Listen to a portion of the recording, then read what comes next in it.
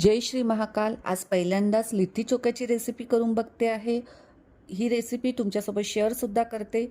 कणिक घेतली, मीठ घेतलं, साजूक तूप घेतलं, कणिक घट्ट भिजवून घेतली, गवऱ्या पेटवला. चोखासाठी छान वांगे भाजून घेतले. वांगे, टमाटर, बटाटा, मिरची हे भाजून झाल्यानंतर आपण चोखाची रेसिपी बघूया.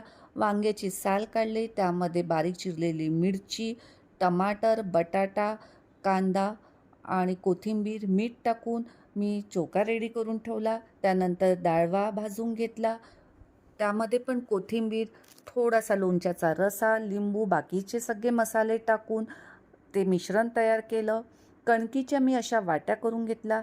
त्याच्या आतमध्ये मी हे मिश्रण भरलेलं आहे व त्याला लाडवासारखं पॅक करून घेतलं, कारण लिट्टीला सुद्धा मला गवऱ्यांवर भाजून घ्यायची होते. हे सगळे रेडी झाल्यानंतर मी याला गवऱ्यावर भाजून घेतले. लिट्टीसोबतच मी टमाटरसुद्धा भाजले, कारण भाजलेल्या टमाटरची चटणीसुद्धा यासोबत खूप छान वाटते. हे भाजून झाल्यानंतर याला छान स्वच्छ कापडाने पुसून घेतले. हे खायला अगदी खुसखुशीत वाटते, का बरं, की आपण त्याला गवऱ्यांवर भाजून घेतलेले आहे. हे पुसून स्वच्छ झाल्यानंतर मी यामध्ये साजूक तुपाची धार सोडली. आपला लिट्टी चोखा तयार.